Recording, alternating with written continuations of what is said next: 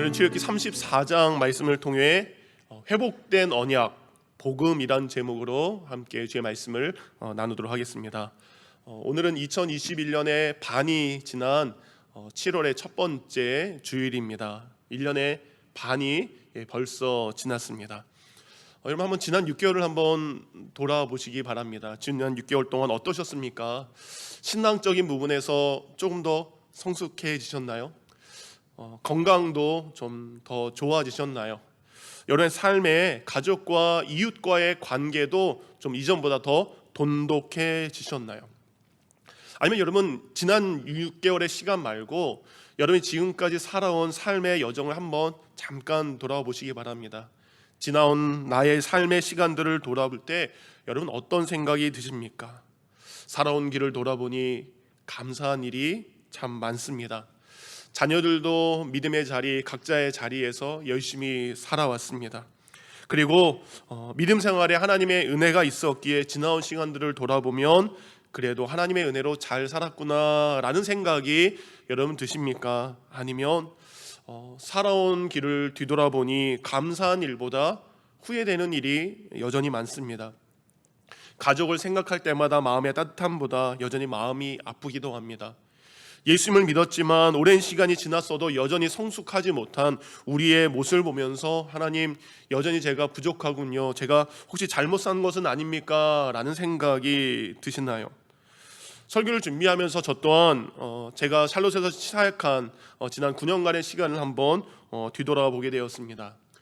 2012년 12월 41살의 늦깎이 신학생이 하나님의 전적인 은혜로 샬롯에 와서 담임 목사로 저의 인생의 40대를 샬롯에서 보내게 되었습니다. 지난 9년의 시간을 돌아보면 헤아릴 수 없는 하나님의 은혜와 그리고 부족한 사람에게 긍휼을 여겨주신 하나님의 은혜에 너무나 감사합니다. 그런데 하나님의 은혜에 너무 감사하지만 제 자신의 모습을 뒤돌아보면 우리 하나님과 우리 성도님들 앞에 여전히 부족하고 여전히 연약한 모습이 많았었던 것을 생각이 날 수밖에 없습니다. 이런 생각을 해봤습니다. 제가 만약 지금 주님 앞에 간다면 저는 부끄러운 모습으로 주님 앞에 설 수밖에 없다라는 생각이 들었습니다. 숫자가 아니라 하나님께서 원하시는 건강한 교회가 우리 샬롯 열린교회인가? 하나님께서 저에게 질문하신다면 샬롯 열린교회는 건강한 교회가 됐니? 라고 물어보신다면 저는 선뜻 네라고 말할 수 없기 때문입니다. 기독교 영성가인 필립 얀시가 건강한 교회의 세 가지 특징을 이렇게 이야기했습니다. 우리 교회가 과연 건강한 교회인가? 한번 여러분이 생각해 보시기 바랍니다. 건강한 교회의 첫 번째 특징은 바로 그들 안에 다양성이 존재한다라는 겁니다. 오순절 마가의 다락방의 성령의 역사는 사람들 사이에 가르고 있던 이 분리의 장벽을 완전히 무너뜨린 사건이었습니다. 남자냐 여자냐, 유대인이냐 이방인이냐, 의로운 사람이냐 죄인이냐, 주인이냐 노예냐, 이런 편가름이 성령의 임재로 무너지게 된 것입니다. 그래서 초대교회는 다양한 사람들이 함께 어울리는 밥상 공동체가 된 것을 우리는 알 수 있습니다. 여러분 가장 건강한 자연의 생태계는 바로 그들 안에 다양성이 있다는 겁니다. 여러분 교회는요 모든 연령과 서로 다른 계층의 사람들이 함께 모여 예배드리고 친밀한 사랑을 나눌 때 그 교회가 건강한 교회로 그리스도의 몸을 이루어 갈 수 있습니다. 그렇다면 지금 우리 샬롯 열린교회에 이런 다양성이 존재하는가? 우리가 서로의 다름을 인정하는 건강함보다 혹시 우리에게도 여전히 편가름을 통한 담이 쌓여 있지 않는가? 우리 교회 서로를 인정하지 않는 편가르기가 만연한다면 한쪽 귀와 한쪽 눈과 한쪽 가슴만 열고 있는 성도들에게 그들의 마음을 온전하게 열게 하지 못한 저의 부족함이 있었기 때문입니다. 두 번째 건강한 교회의 특징은 바로 일치가 그들에게 있다라는 겁니다. 하나됨이 그들에게 있다라는 겁니다. 우리는 서로 다양한 생각과 다양한 경험들을 가지고 있습니다. 그런 사람들이 모여서 자기의 경험과 자기의 생각만을 주장한다면 우리는 갈등하고 싸울 수밖에 없고 그 교회는 건강한 교회가 될 수 없습니다. 여러분, 각 사람이 가진 서로 다른 경험과 생각은 모두 하나가 될 수 없기에 여러분, 그 교회의 생각을 하나로 모으는 방법, 유일한 방법은 그 일치의 중심에 예수 그리스도가 계셔야 된다라는 사실입니다. 에베소서 2장 15절에 보면 서로 원수된 사람들을 예수 그리스도의 십자가의 죽으심으로 새 사람이 되어 그들 안에 하나가 되고 평화가 이루셨다라는 말씀을 해 주셨습니다. 곧 우리의 자아가 예수님 안에 녹아져야 교회는 하나가 될 수 있습니다. 그렇다면 지금 우리 교회 예수 그리스도 안에서 하나가 되어서 서로가 서로에게 평안을 끼치고 있는가? 아니면 여전히 자신의 주장만을 내세우며 여전히 우리 가운데 분열이 있는가? 여러분, 지난주에 재직회가 있었습니다. 회의는 어렵습니다. 회의를 참석하고 돌아가는 우리 재직들, 집사님의 마음이 하나된 마음으로 헤어지지 못했다면 하나 되게 하신 예수 그리스도의 복음을 온전히 가르치지 못한 저의 잘못 때문인 것을 또한 고백하게 되었습니다. 건강한 교회의 세 번째 특징은 그들 안에 사명이 있다라는 겁니다. 건강한 교회는 사명이 있습니다. 여러분, 사명은요, 예수의 몸이 되어가는 것을 의미합니다. 교회는 머리 대신 예수 그리스도의 뜻에 따라서 손과 발을 움직여야 하는 것입니다. 여러분, 예수님의 사명은 우리에게 영원한 생명을 주시는 것이 당신의 사명으로 삼으신 것입니다. 이런 생명은요, 사랑과 이해와 돌봄이 있는 곳에 그 생명의 열매가 풍성하게 맺어지게 되는 겁니다. 곧 건강한 교회는 자기에게 속하지 않은 이웃을 위해서도 그들의 유익을 위해서도 일하는 공동체가 바로 건강한 교회요, 그런 교회가 예수 그리스도의 교회라 말할 수 있습니다. 그렇다면 지금 우리 샬롯 열린교회의 사명은 무엇입니까? 영혼 구원과 이웃을 섬기는 것, 그것을 전심으로 우리의 사명을 삼고 있습니까? 다음 세대에 우리 아이들을 믿음으로 양육하는 것을 사명으로 삼고 있습니까? 아니면 여전히 하나님을 위한 사명을 없고 우리만을 위한 교회에 머물러 있는 것은 아닙니까? 우리 교회가 바라보고 감당해야 될 사명이 우리에게 없다면 하나님이 기뻐하시는 사명을 제시하지 못한 저의 부족함인 것을 다시 한번 깨닫게 되었습니다. 그래서 지난 9년간의 시작은 사역과 가정에서 정말 하나님의 은혜를 받았지만 주신 하나님의 은혜에 비하면 여전히 주님 앞에 부끄러울 수밖에 없는 저의 모습을 보게 되었습니다. 그런 과정의 말씀을 준비하면서 오늘 하나님의 말씀에 불순종하고 여전히 하나님 앞에 부족한 이스라엘 백성들, 그들의 모습을 보게 됩니다. 그런데 그들에게 두 번째 돌판을 다시 주시는 하나님의 모습을 보게 되었습니다. 깨어진 언약을 다시 회복시키시는 하나님의 인자하심을 보면서 다시 한번 큰 위로와 용기를 얻게 되었습니다. 출애굽기를 설교하면서 여러 번 말씀드렸습니다. 출애굽기는 하나님과 이스라엘 백성의 사랑 이야기, 로맨스라고 말씀을 드렸습니다. 하나님께서 애굽에서 행한 10가지의 재앙을 통해 첫 만남이 이루어졌습니다. 광야 함께 걸으며 서로를 알아가는 데이트도 했고요, 마침내 시내산에서 이루어진 언약식을 통해 결혼식까지도 이루어지게 되었습니다. 언약식 후에는 부부가 함께 살아갈 수 있는 신혼집인 성막도 준비하게 하셨습니다. 그런데 이스라엘 백성들은 하나님과 언약을 맺은 지 얼마 되지 않아서 금으로 송아지라는 우상을 만들어서 그 우상에게 절하고 그 우상 앞에서 먹고 마시며 뛰노는 영적 간음죄를 범하고 말았던 것입니다. 이제 결혼해서 신혼집에서 알콩달콩 행복하게 살아야 되는데 결혼한 배우자가 다른 사람과 만나 간음에 빠진 것, 그 같은 일을 지금 이스라엘 백성이 행한 것을 알 수 있습니다. 모세는 그들의 범죄한 그 모습을 보고 하나님께서 친히 만드시고 하나님의 손으로 기록하신 그 두 돌판을 그들에게 던져버림을 통해 언약이 깨어졌음을 우리는 알 수 있습니다. 이렇게 범죄한 이스라엘 백성과 그리고 그들의 사랑하셨던 하나님의 사랑의 관계는 이제 영원히 끝난 것처럼 우리는 보게 되었습니다. 그런데 하나님께서는 오늘 모세에게 첫 번째 돌판이 깨어졌지만 다시 두 번째 돌판을 만들어서 하나님이 임하시는 시내산으로 올라오라고 명령하십니다. 그리고 다시 만든 그 두 번째 돌판에 하나님께서 첫 번째 쓰신 것과 같이 친히 말씀을 써주시겠다라고 본문에 기록하고 있습니다. 출애굽기 34장 1절입니다. 여호와께서 모세에게 이르시되 너는 돌판 둘을 처음 것과 같이 다듬어 만들라.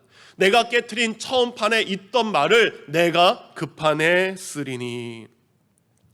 그렇게 모세는 처음과 똑같은 두 돌판을 가지고 하나님께 올라가게 됩니다.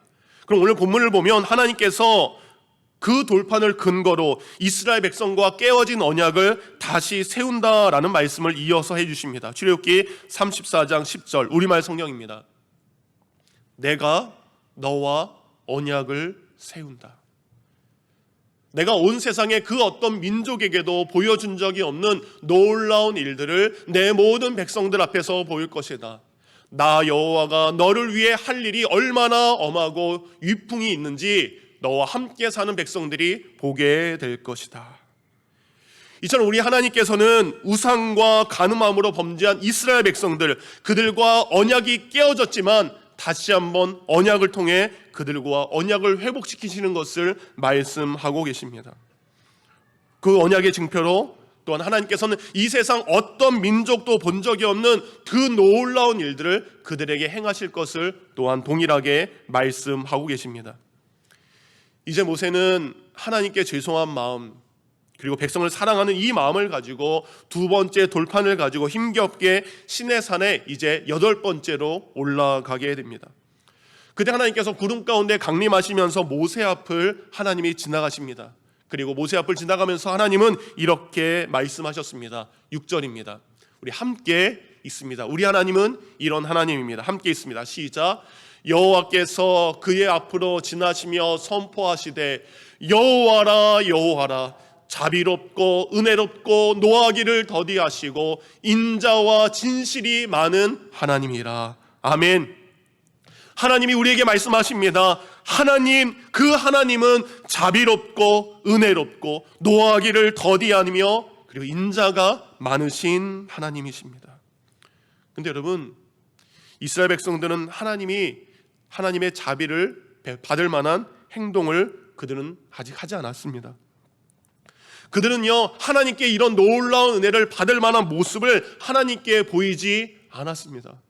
근데 그럼에도 불구하고 하나님께서는 먼저 깨어진 이스라엘 백성들과의 언약을 회복하기 위해서 다시 한번 그들에게 인자를 베푸신 것을 알 수 있습니다. 이사야는 이런 하나님을 향해 이렇게 고백합니다. 이사야 55장 7절 함께 있습니다. 시작. 악인은 그의 길을, 불의한 자는 그의 생각을 버리고 여호와께로 돌아오라. 그리하면 그가 긍휼히 여기시리라. 우리 하나님께로 돌아오라. 그가 너그럽게 용서하시리라. 아멘. 우리가 악하고 우리가 불의했지만 우리가 여호와께 돌아오기만 한다면 하나님은 우리를 긍휼히 여기셔서 너그럽게 용서해 주시는 하나님이십니다. 악인을 그대로 놓지 않고 그리고 불의한 자를 버려두지 않고 그들이 하나님께 돌아왔을 때 하나님 무궁한 긍휼로 그들을 용서해 주십니다. 우리 하나님은 긍휼이 많으시죠. 옛날에 이 긍휼에 대한 말씀을 잠깐 드렸습니다. 이 긍휼은 히브리어로 헤세드라는 말입니다.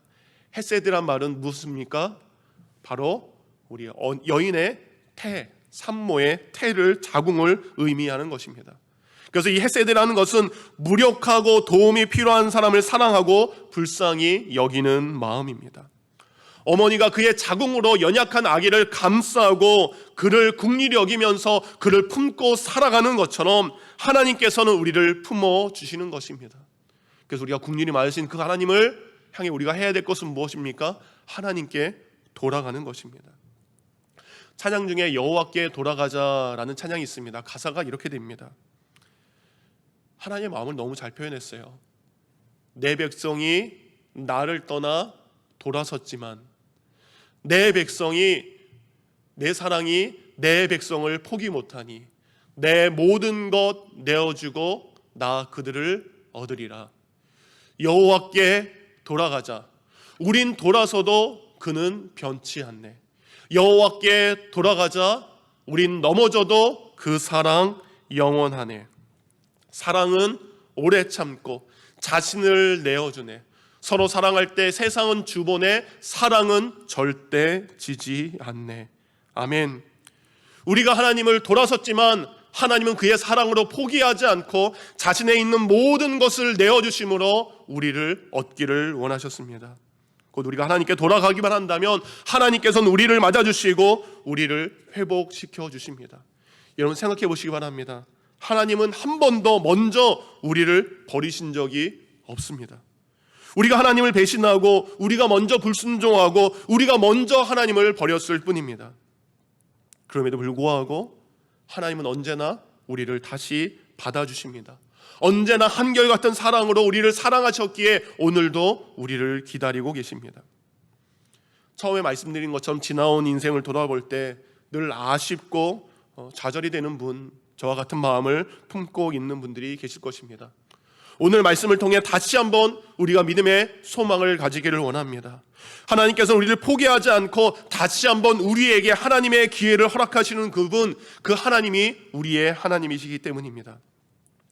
우리가 주님을 뜨겁게 사랑할 때만, 우리가 주님을 의지할 때만, 우리가 주님 앞에 충성하고 봉사할 때만 우리를 사랑하는 것이 아니라 내가 연약했을 때도, 내가 시험을 받아서 주님을 멀리 떠났을 때도 하나님은 우리를 찾아오셔서 다시 한 번의 기회, 다시 한 번의 은혜를 주시는 그 하나님이심을 우리가 잊지 않기를 원합니다. 만약에 하나님께서 우리에게 다시 한 번의 기회를 허락하지 않는 하나님이시라면 여러분 우리 인생에는 아무런 소망이 없습니다. 그러나 우리에게는 기쁜 소식, 소망이 있습니다. 그것이 바로 복음입니다. 복음이 무엇입니까? 여러분, 죄로 인해 타락하고 멸망해서 심판받을 수밖에 없는 우리에게 하나님께서 다시 한 번의 기회를 주신 은혜가 바로 복음이라는 것입니다. 아담과 하와가 선악과를 따먹으로 범죄했지만 가죽옷을 지어 입히심으로 다시 살아갈 수 있는 은혜를 그들에게 주셨습니다. 노아의 때에 사람들의 죄악이 관영했지만 하나님은 노아와 그의 가족을 통해서 온 인류가 다시 한번 하나님께 돌아갈 수 있는 기회를 허락해 주셨습니다. 여러분, 모세 또한 처음에는 스스로의 힘으로 민족을 구원하자고 했을 때 실패했지만 하나님이 함께 하심으로 민족을 구원하는 일에 그는 다시 한번 쓰임을 받게 되었습니다. 이스라엘 백성이 마침내 약속의 땅에서 살았을 때 그들이 하나님의 뜻대로 살아가야 되는데 그들이 온갖 불순종을 통해서 우상 숭배를 통해서 바벨론에게 멸망당합니다. 하지만 하나님은 다시 한 번의 은혜를 통해 약속의 땅으로 그들이 돌아올 수 있도록 인도해 주셨습니다. 이방 민족 니느웨 사람들에게 하나님의 복음을 전하라 했지만 불순종한 요나에게 큰 물고기 뱃속에서 3일간의 시간을 통해서 다시 한번 구원의 복음을 이방인들에게 전할 수 있도록 다시 한번 그를 사용해 주셨습니다.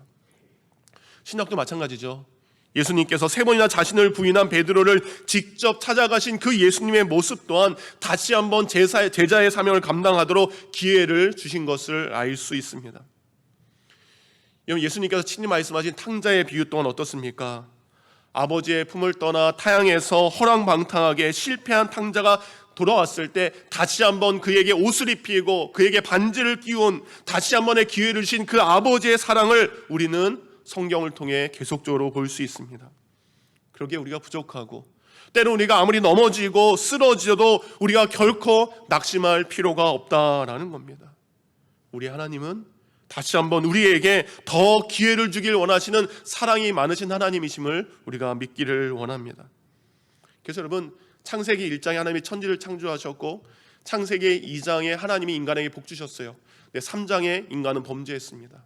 근데 창세기 3장부터 요한계시록 22장 21절이 끝나는 그 순간까지 그 내용이 뭡니까? 죄에 빠진 인간을 길이 참으시는 하나님께서 우리를 사랑하셔서 길이 참으셔서 구원하기를 원하시는 하나님의 사랑의 기록이 우리 성경책에 가득 기록되어 있습니다. 이렇게 하나님은 우리가 먼저 하나님의 언약을 깨었지만 다시 한번 우리에게 그 언약을 회복시켜 주시는 놀라운 하나님이신 것을 우리가 잊지 않기를 원합니다. 그런데 우리가 이 본문을 통해서 잊지 않아야 될 중요한 한 가지 사실이 있습니다. 깨어진 언약의 회복의 주도권은 우리 사람에게 있는 것이 아닙니다. 바로 깨어진 언약을 회복할 수 있는 능력은 오직 하나님께만 있음을 우리가 고백하기를 원합니다. 여러분, 언약을 깨트린 우리 인간은 깨어진 언약을 회복할 수 있는 권한도 없고요, 능력도 전혀 가지고 있지 못합니다. 여러분, 다른 사람과 가늠한 배우자를 회복하고 용서할 권한은 아픔과 상처를 그 가슴에 고스란히 간직한 그 사람에게 있음을 우리는 깨달아야 됩니다. 여러분, 잘못한 사람이 와서 왜 용서하냐고 따질 수 없다라는 겁니다. 잘못한 사람은 그의 긍휼과 그의 사랑만을 바라보며 기다릴 뿐인 것입니다. 오늘 본문을 보면 하나님께서 이스라엘 백성의 죄를 용서해 주실 뿐만 아니라 그들에게 언약 백성이다라는 복된 지위를 다시 한번 회복해 주셨습니다. 그 증표로 두 번째 돌판을 새겨주신 것입니다. 근데 오늘 성경은 그것으로 끝나지 않습니다. 언약 관계가 회복되었다면, 하나님께서 다시 한번 우리에게 은혜를 주셨다면 그 은혜를 받은 우리가 어떻게 살아가야 되는지 그것을 말씀해 주고 계십니다. 그것은 바로 하나님의 계명, 하나님의 말씀을 두렵고 떨리는 마음으로 삼가 순종하며 지키며 살 것을 우리에게 말씀하고 계십니다. 오늘 본문 12절부터 26절까지를 보면 하나님께서 그의 백성들에게 약속의 땅에서 들어가서 지켜야 될 12가지의 계명을 말씀하고 계십니다. 무엇을 지켜라, 무엇을 하라라는 긍정적인 명령과 무엇을 하지 말라라는 부정적인 명령이 있습니다. 근데 그것은 종교적인 규범만을 말하고 있는 것은 아닙니다. 우리가 일상생활에서 어떻게 하나님의 백성답게 살아가야 되는지 그것을 말씀하고 있습니다. 우리가 예수 그리스도의 구원을 받았으면 구원받은 백성이 어떻게 살아가야 되는지 그 두 가지를 말씀하고 계십니다. 그렇다면 우리가 회복된 은혜, 회복된 언약 때문에 하나님께 감사하다면 우리가 지켜야 될 그 말씀은 무엇입니까? 첫 번째는 이것입니다. 너무나 쉽습니다. 회복된 언약, 그것에 감사하면 우리가 하지 말아야 될 것들을 하지 않으며 살아가야 됩니다. 11절입니다. 너는 내가 오늘 내게 명령하는 것을 삼가 지키고 보라. 언약이 회복된 백성들에게 하나님께서는 그들이 지켜야 될 말씀이 친히 무엇인지 말씀하고 계십니다. 12절부터 17절에 보면 그들이 하지 말아야 될 것, 가나안 주민들과 어울려서 그들과 동맹을 맺지 말아라. 그들의 우상을 하나님처럼 섬기지 말아라. 오히려 그들의 섬기는 우상과 제단을 헐고 그들의 주상을 깨트리고 아세라상을 찍어버리고 그들과 어떤 언약도 맺으면 안 된다. 그들의 초대에 응하지 않아야 되고 그들과 결혼하지 않아야 되고 그들의 신상을 따라 만들지 않아야 된다. 하나님은 계속해서 하나님의 백성들이 이전에 금송아지를 만들어서 우상을 섬겼던 것을 기억해서 이제 다시는 가나안 땅에 들어가서 가나안 땅에 보이는 수많은 우상들을 만들지 말 것을 이야기하고 있습니다. 여러분, 가나안 땅은요, 그 안에 있는 우상들은 무엇을 의미합니까? 이 땅에서 누리는 번영과 축복과 육신의 쾌락이 가나안 땅에 있는 우상들의 본질입니다. 그것은 하나님과 상관없이 세상에서 누리는 안일함과 안락함과 쾌락을 의미하는 것입니다. 세상 사람들이 여전히 이것을 최고의 가치로 여기고 있죠. 놀지 않고 안락하게 살아가는 것, 내가 원하는 쾌락을 누리며 살아가는 것. 사람들은 재물을 많이 모으고 그것으로 쾌락을 누리는 사람들을 우리는 부러워하고 있습니다. 저 사람들은 저렇게 일하지 않아도 많은 돈을 가지고 살아가는 그들의 삶을 부러워하고 있다는 겁니다. 그러나 우리 예수님께서는 하나님과 재물을 겸하여 섬길 수 없다라고 말씀하십니다. 가나안 사람들은 돈을 우상으로 삼고 그것을 목적으로 사는 것입니다. 돈이 인생의 행복으로 삼고 그 행복을 돈에서 찾는 사람들인 것입니다. 그런데 우리 하나님을 따른 사람들은 세상의 물질이 아니라 하나님의 사랑 속에서 진정한 인생의 행복을 찾을 수 있습니다. 이 세상에서 누리는 행복은 일시적인 것이고 진정한 행복은 오직 하나님께만 있기에 오늘 하나님은 말씀을 통해 행복의 길을 걸어가라 말씀하고 계십니다. 14절 하나님은 이렇게 이야기하십니다.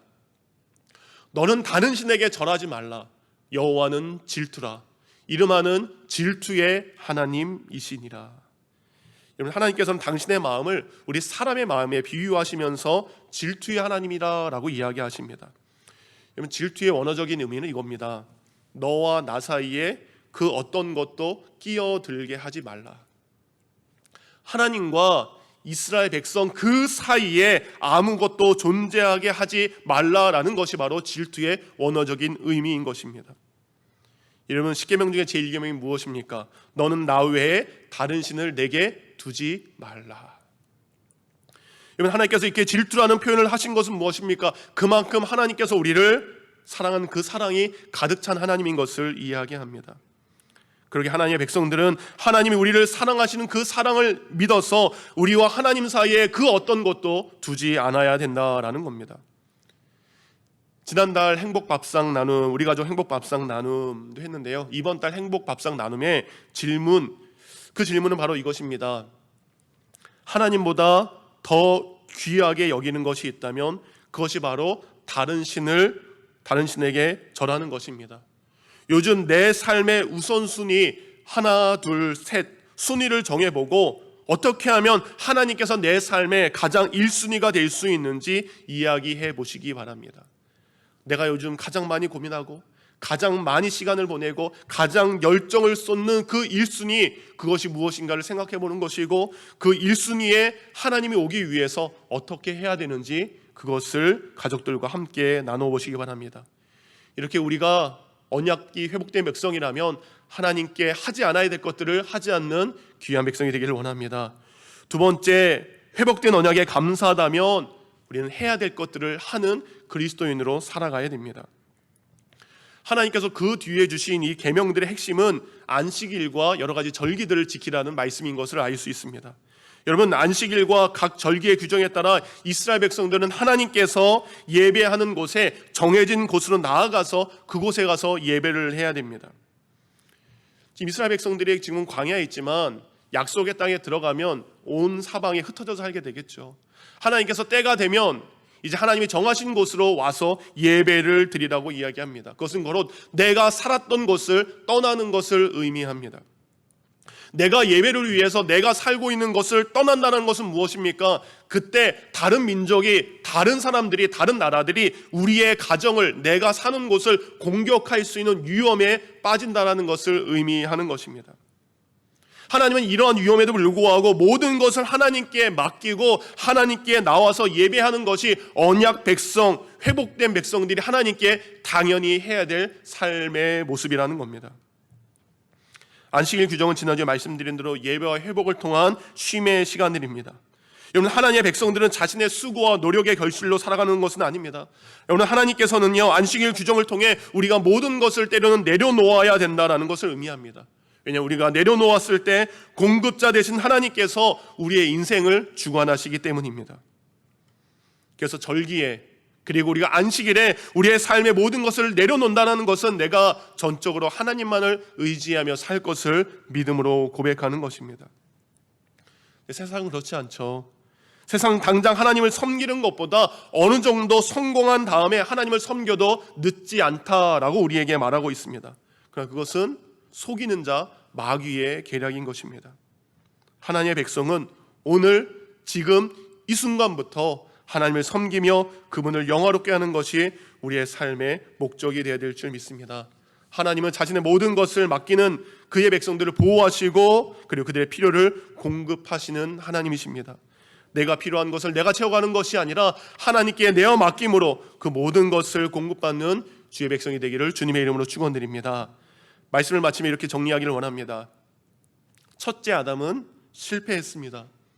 그렇지만 하나님께서 보내신 둘째 아담이신 예수 그리스도를 통해서 하나님은 깨어진 언약을 회복시켜 주셨습니다. 첫째 아담은 자신의 교만과 탐욕으로 하나님을 떠났지만 둘째 아담이었던 예수 그리스도는 겸손히 자신을 낮추시고 십자가의 희생으로 우리를 용서하시고 하나님께 돌아갈 수 있는 은혜를 주셨습니다. 그런데 오늘 설교를 준비하면서 오늘 본문 전에 나와 있는 출애굽기 34장 7절을 보게 되었습니다. 거기에 이렇게 되어 있습니다. 나는 사랑을 1000대까지 베풀고 죄와 잘못을 용서하지만, 그 다음에 뭐라고 되어 있습니까? 그렇다고 범죄한 자를 벌하지 않은 채 그대로 두지는 않을 것이며 그 죄에 대해서는 자손 4대까지 벌할 것이다. 사랑을 1000대까지 베푸신 그 하나님, 우리의 죄와 잘못을 용서하신 하나님, 두 번째 돌판을 주신 그 하나님, 그리고 언약을 회복시킨 그 하나님, 그런데 그 하나님께서 우리에게 이런 말씀을 하십니다.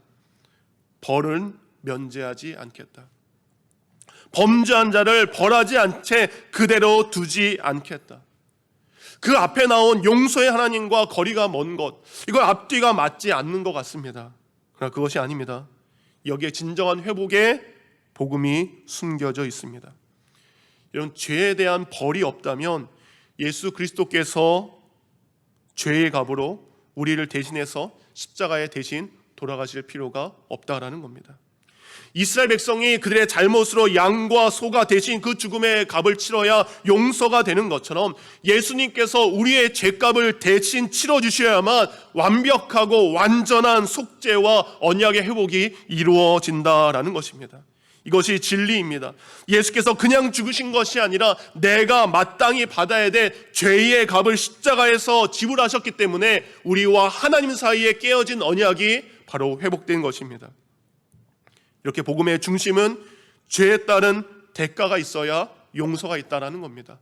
근데 그 죄에 대한 대가 내가 치러야 되는데 예수 그리스도께서 나 대신 죽어주신 것을 바로 복음의 참된 의미인 것입니다. 우리는 탐욕과 교만과 정욕으로 인해 하나님을 떠났지만, 하나님을 돌아섰지만 하나님의 사랑은 하나님의 백성을 포기하지 않았기에 자신의 아들을 내어주셨습니다.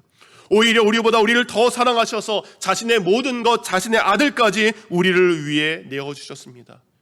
왜 그렇습니까? 우리를 얻기 위해서입니다. 우리를 구원하기 위해서입니다. 우리가 해야 될 것은 그것은 무엇입니까? 그분께 돌아가는 것입니다. 결코 변하지 않는 그 하나님 앞에 돌아가는 것입니다. 끝까지 포기하지 않고 오래 참으셔서 자신의 아들까지 우리에게 내어주신 그 하나님의 사랑은 이 세상 그 어떤 곳에 결코 지지 않는다는 것입니다. 오늘도 하나님께 돌아가서 하나님의 사랑 안에서 우리가 그리스도인으로서 하지 않아야 될 것들을 하지 않고 우리가 그리스도인으로서 마땅히 해야 될 것들을 행할 수 있는 귀한 주의 백성이 되기를 주님의 이름으로 축원드립니다.